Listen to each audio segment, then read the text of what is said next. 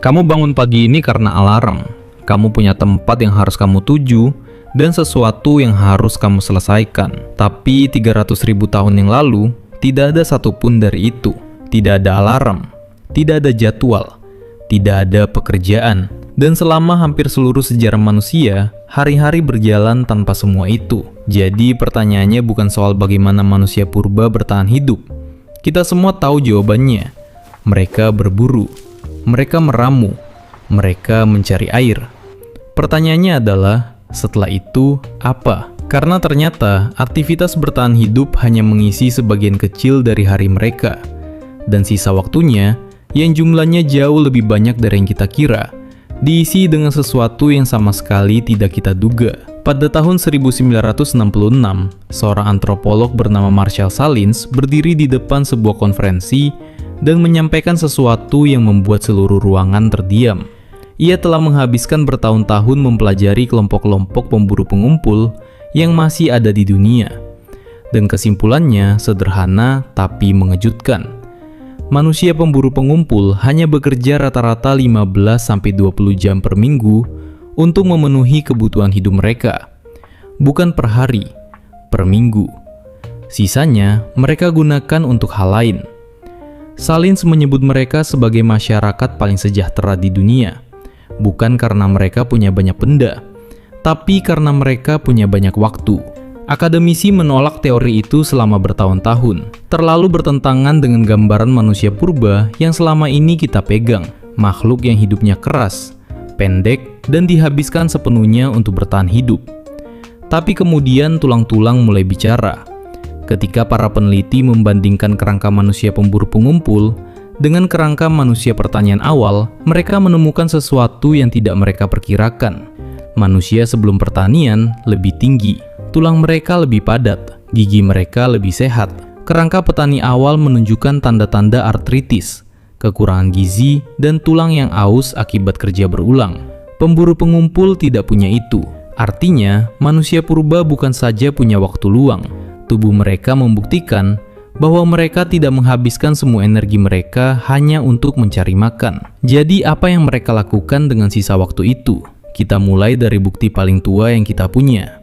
Sekitar 100.000 tahun yang lalu, di sebuah gua bernama Blombos di Afrika Selatan, seseorang membuat manik-manik dari cangkang kerang. Manik-manik itu kecil, berlubang di tengah, dan tampaknya dirangkai menjadi sebuah kalung. Tidak ada fungsi praktisnya, tidak membantu berburu, tidak melindungi dari cuaca, tidak mengenyangkan perut. Tapi seseorang menghabiskan waktu yang tidak sedikit untuk membuatnya. Dan ketika para peneliti menganalisis manik-manik itu lebih jauh, mereka menemukan sesuatu yang lebih mengejutkan lagi. Cangkang-cangkang itu bukan berasal dari pantai terdekat. Mereka dibawa dari jarak sekitar 20 km. Artinya, seseorang berjalan 20 km, mengumpulkan cangkang tertentu, membawanya pulang, dan melubanginya satu persatu. Bukan untuk bertahan hidup, tapi karena mereka menginginkan sesuatu yang indah. Lompat ke 40.000 tahun yang lalu, ke sebuah gua di Jerman Selatan yang disebut Hollow Fels. Di sana, arkeolog menemukan pecahan tulang burung ngasar yang diukir menjadi sebuah seruling. Seruling itu punya 5 lubang. Instrumen yang sepenuhnya fungsional.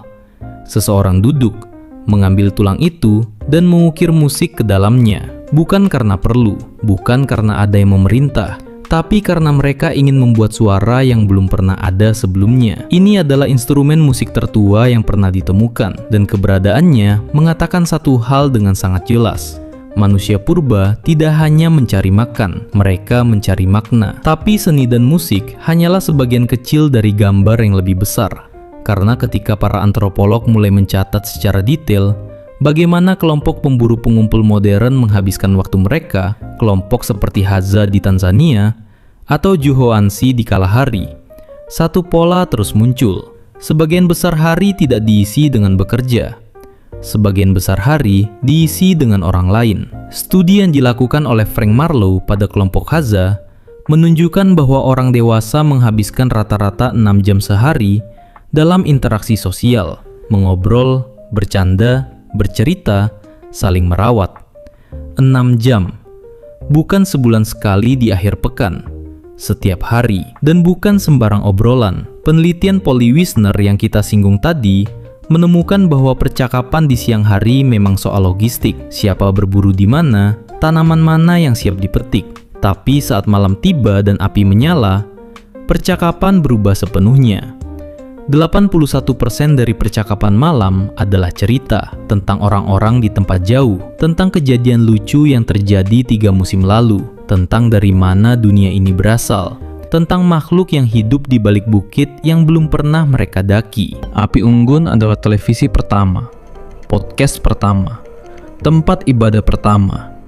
Dan selama ratusan ribu tahun, manusia duduk di sekelilingnya setiap malam, bukan karena kedinginan, tapi karena mereka ingin bersama. Ada satu hal lagi yang dilakukan manusia purba yang hampir tidak pernah kita bicarakan. Mereka bergosip.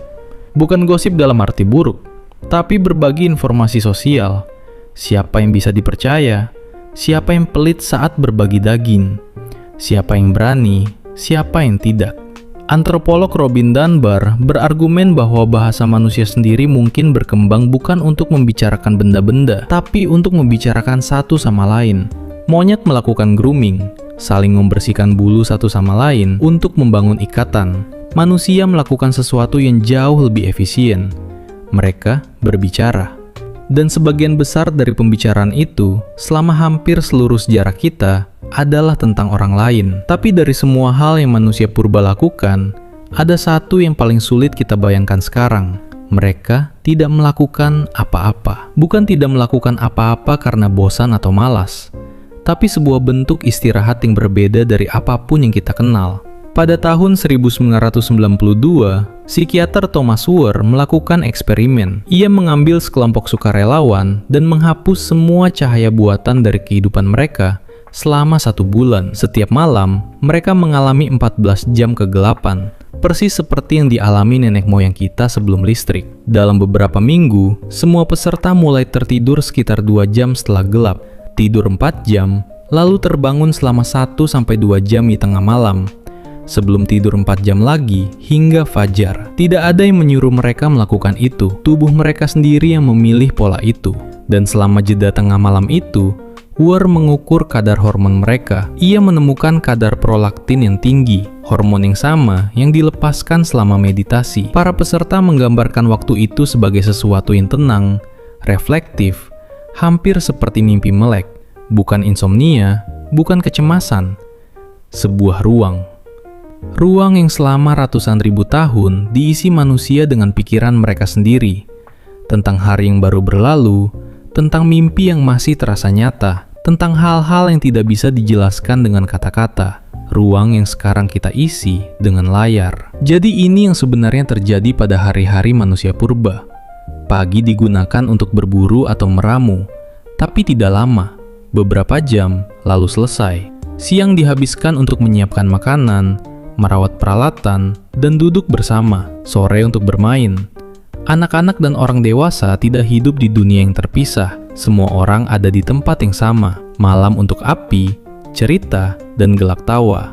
Dan di tengah malam, ketika api mengecil, ada keheningan yang tidak kita kenal lagi. Kemudian, sekitar 10.000 tahun yang lalu, manusia menemukan pertanian.